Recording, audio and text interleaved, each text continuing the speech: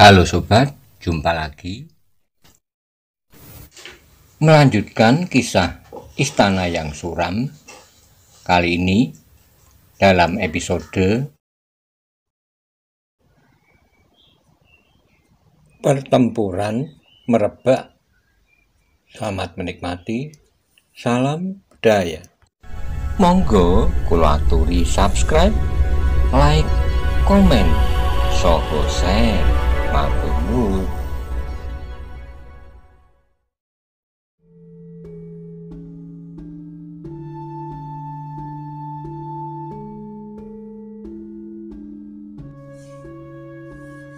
Ki Dumi mengerutkan keningnya, tetapi sebelum ia menjawab, Kyai Paransanggit sudah mendahuluinya.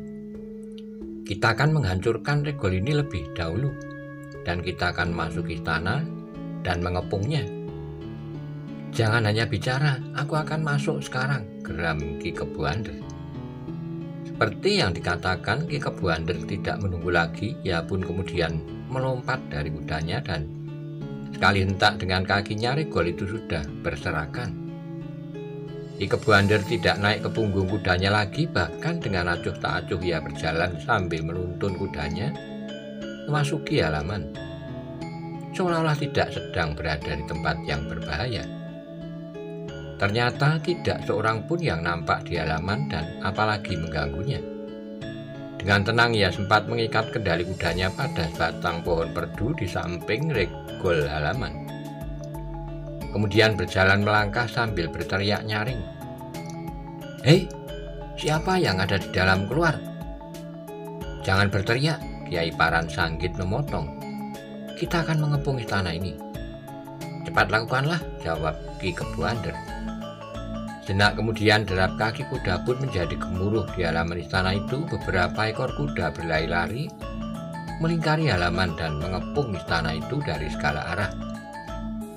Ketika mereka telah mendapat tempat yang sesuai dengan rencana mereka di seputar istana itu, maka mereka pun segera berlompatan turun pula dan mengikat kuda masing-masing pada batang-batang pohon yang ada di sekitar mereka.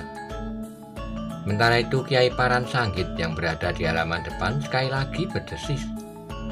Ketika Ki Kebuander akan berteriak, namun agaknya Ki Kebuander tidak telaten lagi.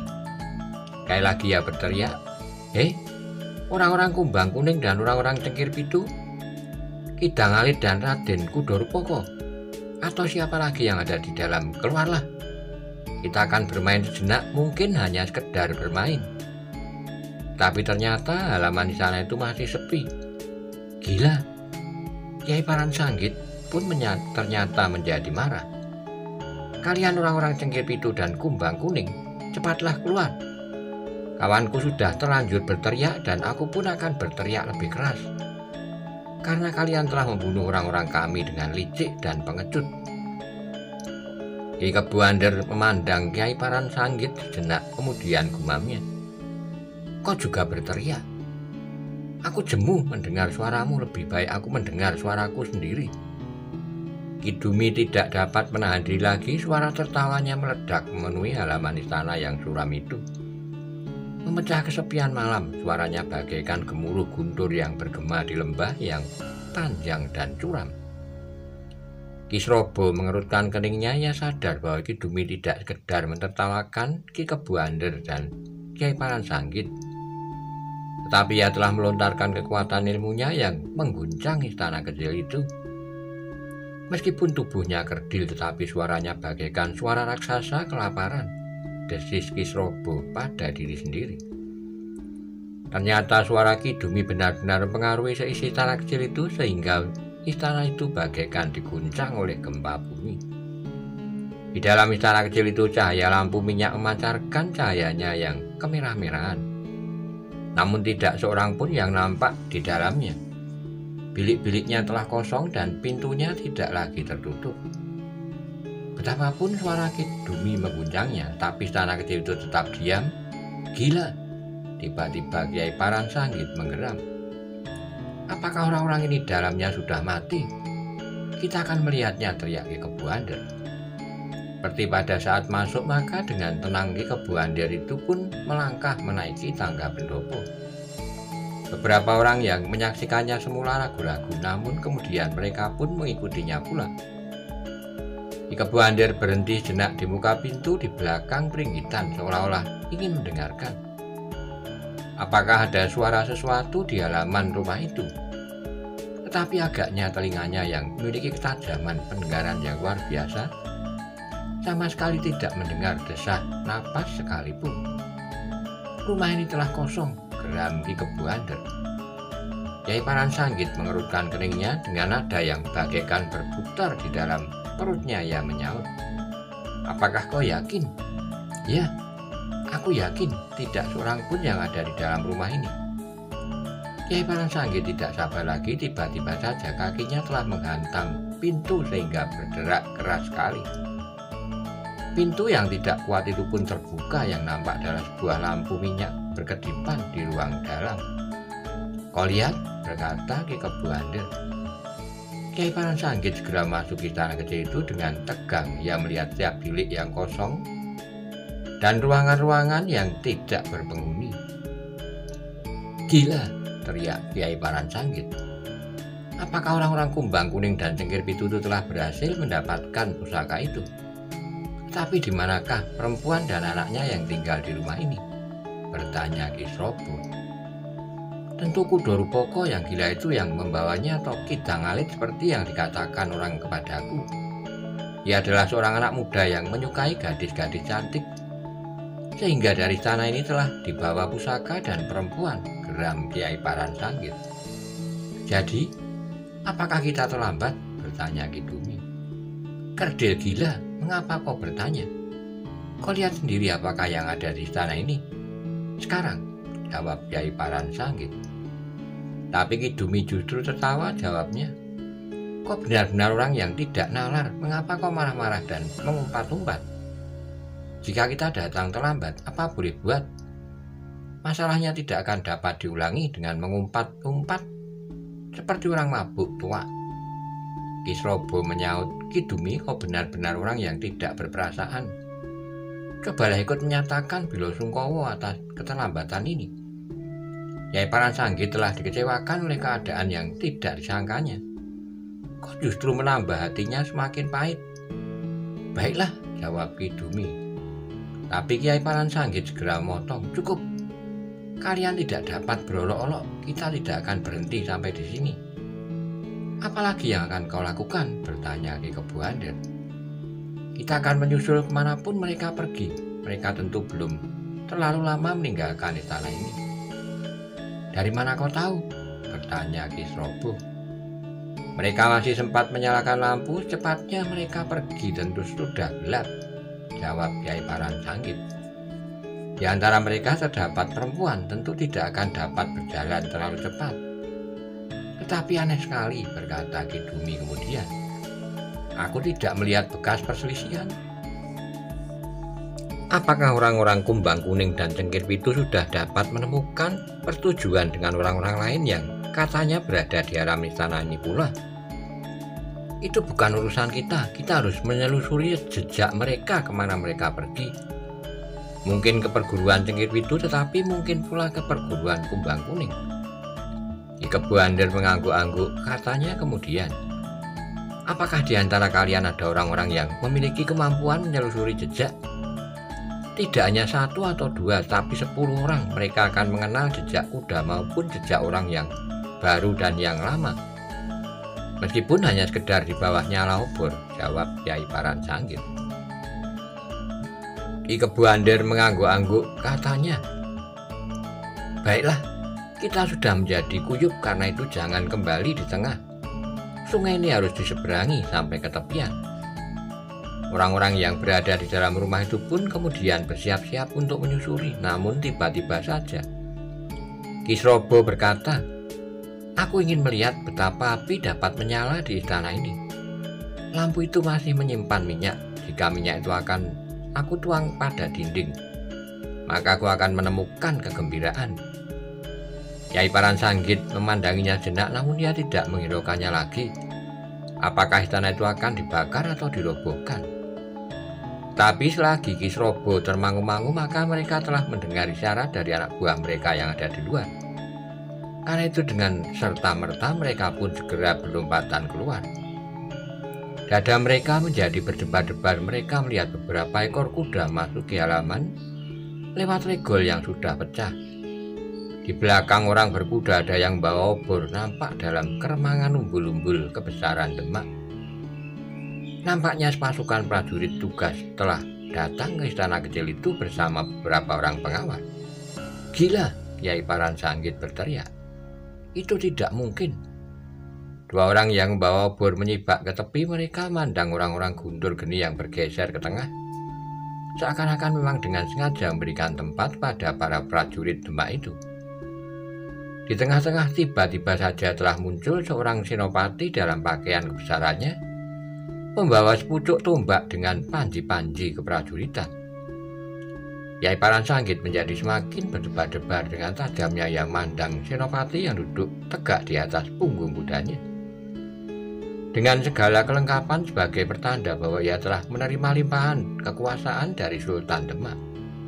"Kisanak," suara senopati itu terdengar bagaikan bergema di seluruh halaman. "Aku tahu kalian adalah orang-orang Guntur Geni. Kalian telah melakukan banyak kesalahan terhadap negara dan sesama. Kali ini kalian berusaha untuk mendapatkan satu di antara pusaka-pusaka yang menjadi sifat kandel Demak. Bukan untuk kalian kembalikan, tetapi untuk kalian miliki sendiri." "Ya," teriak Kiai Paransanggit. "Aku tidak ingkar bahwa aku adalah pimpinan tertinggi dari perguruan Guntur Geni yang ada di sini.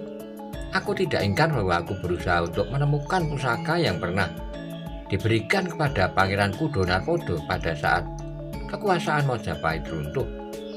"Kisanak," berkata senopati itu pula, "aku mendapat tugas di antara beberapa orang perwira yang tersebar untuk menemukan kembali semua pusaka dan benda-benda kebesaran Majapahit yang mungkin masih tercecer dan belum dapat dikumpulkan di Demak yang telah mengambil alih kekuasaan Majapahit dan berusaha untuk mengembalikannya kembali setelah Majapahit runtuh oleh sekelompok orang yang tidak mempunyai perhitungan luas dan dipengaruhi oleh keinginan pribadi." "Aku tidak peduli," teriak Kiai Paransanggit. "Lakukanlah tugasmu dengan baik, tapi aku pun akan melakukan tugasku sebaik-baiknya pula." "Sudah di sana," jawab senopati itu. "Aku sudah berhasil melaksanakan tugas yang dibebankan padaku. Aku telah menemukan pusaka itu dan telah aku kirim kembali ke Demak. Mudah-mudahan perwira-perwira yang lain yang mendapatkan tugas yang berbeda telah melaksanakannya pula seperti aku." Wajah Kiai Paransanggit menjadi tegang. Dalam ketegangan itu tiba-tiba saja terdengar suara Kidumi tertawa. Suaranya menggelegar gemuruh bagai guntur yang meledak di setiap rongga dada. Kiai Paransanggit menyadari bahwa Kidumi mulai tidak sabar lagi. Ia mulai menunjukkan kemampuannya dalam lontaran ilmunya lewat nada-nada tertawanya. Senopati yang duduk di punggung kuda itu mengerutkan keringnya, namun kemudian ia pun tersenyum pula. Oleh cahaya obor yang kemerah-merah nampak wajah Senopati yang sama sekali tidak menghiraukan suara tertawa Kidumi. Bahkan katanya kemudian, "Kisanak, kedatangan kalian telah terlambat, tetapi lebih baik daripada itu bahwa kami telah memikul tugas sebagai seorang prajurit kecuali menemukan pusaka-pusaka yang hilang dan benda-benda kebesaran yang lain. Kami tetap pada kewajiban kami untuk menjaga ketenangan seluruh wilayah Demak, termasuk daerah Pegunungan Sewu ini. Karena itu maka kami telah datang menemui kalian yang terbukti telah berusaha merampok istana kecil yang terpencil ini." "Cukup!" Tiba-tiba saja Ki Srobo berteriak. "Apa gunanya kalian sesorah di hadapanku? Aku bukan orang dari perguruan Guntur Geni, tetapi aku adalah saudara terdekat daripadanya. Aku tidak mau mendengar kau berkicau di malam begini. Diamlah dan kembalilah ke Demak. Katakan kepada Sultan bahwa aku adalah orang yang berdiri di luar segala macam hukum dan ketentuan yang berlaku di Demak. Jadi hukum apakah yang berlaku atasmu? Hukum kekuatan. Kau datang dengan beberapa orang pengawal, aku bersama dengan beberapa orang kawanku. Tegasnya kami tidak akan tunduk kepadamu sebelum kami menjadi bangkai di sini. Itulah hukum yang berlaku atas kami, tetapi sebaiknya kalianlah yang akan menjadi bangkai makanan burung gagak di sini. Senopati itu mengerutkan keningnya ketika ia berpaling ke arah para pengawalnya. Tiba-tiba saja terdengar suara Ki Kebo Andir menggelegar. Jumlah kami jauh lebih banyak dari jumlah pengawalmu. Tidak ada jalan kembali bagi kalian karena kalian telah membuat hatiku terbakar. Baiklah, jawab Senopati itu. Kita akan bertempur jika hukum yang berlaku atas kalian adalah hukum kekuatan. Kami akan menjalankan tugas kami dengan cara yang kalian kehendaki. Cukup, teriak Kiai Paransanggit. Kita bertempur sekarang. Kiai Paransanggit yang marah itu pun kemudian melangkah mendekat setapak demi setapak, tapi kemarahan yang bakar dadanya bagaikan nyala di perut gunung Merapi. Senopati, geram Kiai Paransanggit, sebut namamu sebelum bangkaimu dikoyak-koyak burung gagak atau anjing liar. Senopati itu mengerutkan keningnya dengan isyarat ia merintahkan para pengawalnya untuk menempatkan diri. Namaku Bundan Lamatan, Pangeran Bundan Lamatan. Kiai Paransanggit menggeram katanya, kau adalah orang yang malang dari Demak. Karena kaulah yang mendapat tugas naik ke Pegunungan Sewu. Di sini seorang pangeran akan terkapar mati, tetapi jawab pertanyaanku Bundan Lamatan. Apakah kau yang telah memerintahkan prajuritmu dengan licik membunuh kedua kawanku? Pangeran Bundan Lamatan mengurutkan keningnya, ia teringat pada Kudo Rupoko. Apa yang akan dilakukan oleh Panon? Karena itu maka jawabnya, bukan aku Kisanak, tetapi Pangeran Kudo Narpodo. Gila? Apakah kau sudah gila? Apakah Pangeran Kudo Narpodo dapat bangkit dari kuburnya? Agaknya memang demikian, dan kini ia berada di dalam istananya. Tidak, rumah tua itu sudah kosong, kami baru saja meriksanya. Pangeran Bundan Lamatan mengurutkan keningnya, hendak ia termangu-mangu, namun kemudian ia berkata, ia ada di istana ini, lihat, ia berdiri di pintu peringgitan. Semua orang berpaling, mereka melihat Ki Wirid berdiri di pintu peringgitan yang sudah terbuka. Tetapi ia sama sekali tidak dapat dikenal sebagai Pangeran Kudo Narpodo. Ia adalah Pangeran Kudo Narpodo, berkata Bundan Lamatan. Percaya atau tidak percaya, tetapi ia memiliki ciri-ciri Pangeran Kudo Narpodo, dan sebenarnya lah, ia adalah orang yang kau sebut telah bangkit dari kuburnya. Kiai Paransanggit menjadi tegang sejenak, namun kemudian ia tertawa. Permainan yang tidak aneh, ia dapat saja memasuki rumah tua itu. Saat aku keluar dari dalam, apakah kau ingin memberi kesan bahwa orang itu semacam hantu yang mempunyai kelebihan dari manusia pajar? Sama sekali tidak, berkata Pangeran Bundan Lamatan. Tetapi aku hanya mengatakan bahwa kalian telah terkepung. Di dalam rumah itu ada dua orang yang lain, Raden Kudo Rupoko dan Panon Suko. Seperti yang kau katakan, ia memasuki rumah itu sesudah kau keluar. Tapi bahwa ia dapat masukinya tanpa diketahui oleh orang-orangmu atau olehmu sendiri adalah pertanda bahwa mereka memiliki kelebihan ilmu dari orang-orang kebanyakan. Orang-orangmu yang kau anggap sudah menguasai seluruh halaman depan dan halaman belakang sama sekali tidak melihat mereka bertiga. Kiai Paransanggit menggeram, namun kemudian katanya, kami bukan kanak-kanak yang takut melihat kucing merunduk tikus. Ayo sekarang serahkan pusaka itu padaku. Kau pasti sudah menipu Raden Ayu Kudo Narpodo dengan janji-janji yang tidak masuk di akal. Atau justru kau telah menipu kami bahwa pusaka itu masih ada di sini. Tapi Raden Ayu Kudo Narpodo telah kau tangkap dan akan kau peras untuk menunjukkan pusaka itu. Pangeran Bundan Lamatan mengerutkan keningnya, kemudian jawabnya, aku adalah senopati yang mengemban tugas dengan tanda-tanda dan ciri-ciri jabatanku. Mengapa kau masih juga mengigo dengan khayalan yang aneh itu? Sekarang menyerahlah, atau aku akan memaksamu dengan kekerasan. Kiai Paransanggit menggeram, tapi yang terdengar adalah suara tertawa Ki Dumi yang menggetarkan jantung. Pangeran yang baik hati katanya, hamba mohon ampun bahwa hamba terpaksa menolak tawaran yang seharusnya hamba junjung tinggi itu. Karena wajah-wajah pangeran sama sekali tidak meyakinkan bahwa pangeran akan dapat melakukan tugas pangeran dengan baik. Darah Pangeran Bunda Lamatan bagikan mendidih Raden Kudorupoko dan Panon yang kemudian berdiri di pintu Pringgitan pula. Tidak dapat menahan gejolak hatinya mendengar kata-kata orang kerdil itu.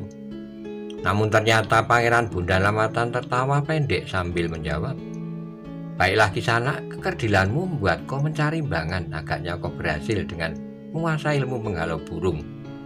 Dengan suaramu yang mengandung getaran-getaran pengecut itu. Tapi kami bukannya burung pipit yang hinggap di padang padi.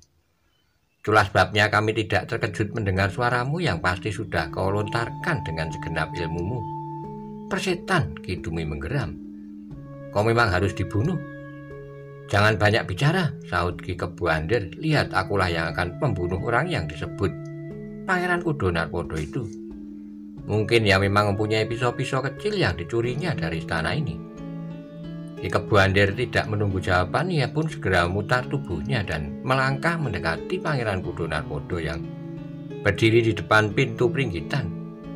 Di sebelahnya berdiri Raden Kudorupoko dan Panon. Ki Dumi termangu-mangu jenak lalu katanya, "Yang mana yang bernama Kudorupoko?" Kyai Paransanggit mengerutkan keningnya lalu katanya, "Tidak ada orang yang Kudorupoko di situ. Yang di sebelah kananku ini adalah Kudorupoko yang sebenarnya," berkata Pangeran Kudo Narpodo. "Di sebelah kiri ini adalah muridku Panon." Orang-orang Guntur Geni yang pernah datang sebelumnya mengenal keduanya, meskipun mereka mengenal anak muda ini bernama Sangkan. Ki Dumi tiba-tiba berlari-lari kecil sambil melompat-lompat. Ia mendekati Ki Kebuander sambil berkata, "Serahkan Kudorupoko itu padaku, aku akan mencekiknya. Daripada aku tidak mendapat bagian," berkata Ki Srobo. "Biarlah aku membunuh anak dungu itu, selebihnya aku akan membunuh setiap prajurit yang datang padaku." "Bunuh mereka semuanya," teriak Kyai Paransanggit. "Senopati yang sombong itu kalian serahkan padaku, aku akan mencincangnya sampai lumat." Pangeran Bunda Lamatan tidak menjawab lagi, ia pun kemudian menyerahkan kudanya kepada para pengawal yang membawanya menepi. Sejenak kemudian kedua pihak bersiap menghadapi kemungkinan yang akan terjadi. Seolah-olah masing-masing telah memilih lawan, sedangkan para prajurit Demak sudah siap menghadapi para pengikut Kyai Paransanggit. "Jangan takut kepada racun orang-orang Guntur Geni," berkata Pangeran Bunda Lamatan kemudian. "Persetan," teriak Kyai Paransanggit. Tidak ada jawaban, namun mereka pun telah dikejutkan oleh pertempuran yang justru telah terjadi di sisi istana kecil itu. "Apa yang telah terjadi?" teriak Kyai Paransanggit. Tidak segera mendengar jawaban, tetapi pertempuran itu semakin lama menjadi semakin sengit.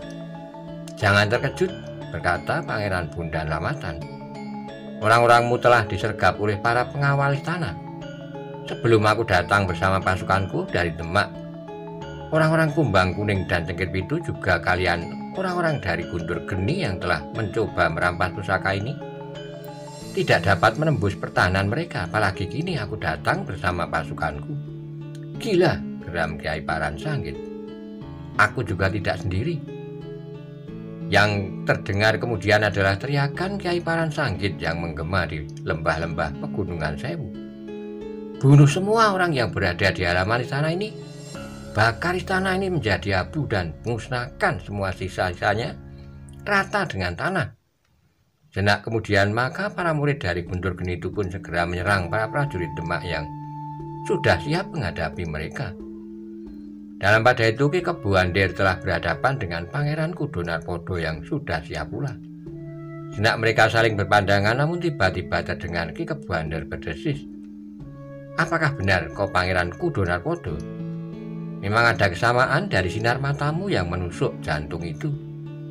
Mana yang baik menurut pertimbanganmu, Ki Kebuander? Sebenarnya kedatanganmu ke rumah ini memberikan pengharapan baru bagiku. Jika aku dapat bertemu muka dengan saudara yang satu ini, aku berharap bahwa aku dapat menggelitik perasaannya karena kau sudah menempuh jalan yang salah." "Siapa namamu?" desis Ki Kebuander. "Kau tentu mempunyai nama lain seandainya kau mengaku Pangeran Kudo Narpodo." "Namaku Ki Wirit. Aku adalah guru anak muda yang bernama Panon Suko. yang barangkali memang anak nakal. Dia telah menggunakan pisau-pisauku untuk membunuh orang-orang Guntur Geni yang berada di Regol Banjar. Tetapi aku tidak menyangka bahwa kesesatanmu sudah terlalu jauh, sehingga kau berada di antara orang-orang Guntur Geni. Wajah Ki Kebuander menjadi muram, tetapi sejenak kemudian terdengar giginya gemeretak. Jangan pedulikan aku, memang ingin tahu betapa tebal kulitmu.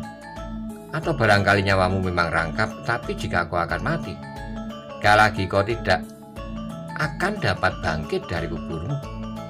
Pangeran Kudonarpada tersenyum. Sekilas dipandangnya Ki Dumi yang sudah berhadapan dengan Raden Kudorupoko dan Ki Srobo yang dengan tegang memandang Panon yang berdiri dengan gagahnya.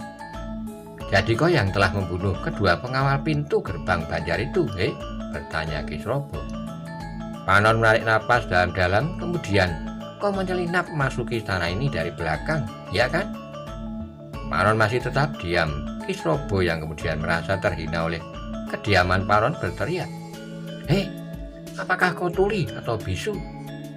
Panon masih tetap diam, tidak menyaut, namun karena itu kesabaran Ki Srobo telah sampai ke puncaknya, sehingga tiba-tiba saja ia telah meloncat menyerang. Panon sudah memperhitungkannya, itulah sebabnya, maka ia pun segera bergeser menghindar, sehingga serangan itu sama sekali tidak mengenainya. Tapi Ki Srobo yang marah tidak menghentikan serangannya. Ia segera melompat sambil berputar. Kakinya menyerang mendatar setinggi lambung, namun Panon masih sempat mengelak dengan sebuah lompatan surut. Sementara itu Ki Dumi tertawa berkepanjangan, katanya, jangan cepat marah Ki Srobo. Lawanmu sengaja membuat kau marah. Orang yang marah akan kehilangan akalnya karenanya. Ki Dumi tidak dapat melanjutkan kata-katanya. Serangan Raden Kudorupoko tiba-tiba saja hampir menyengat dagunya. Karena itu ia harus bergeser dan memiringkan kepalanya. Gila, teriak Ki Dumi. Kau memang anak setan, anak iblis, pengecut yang tidak tahu malu. Jangan lekas marah, Kisanak. Tiba-tiba saja terdengar suara Raden Kudorupoko. Kau akan kehilangan akalmu. Tutup mulutmu, cindil abang, teriak Ki Dumi menjadi semakin keras. Pangeran Kudonarpada tersenyum, katanya pada Ki Kebuander, inilah kemanakan Pangeran Kudonarpada yang bernama Kudorupoko, yang telah dipalsukan untuk mendapatkan pusaka yang ada di istana ini. Tetapi usaha itu sama sekali tidak berhasil.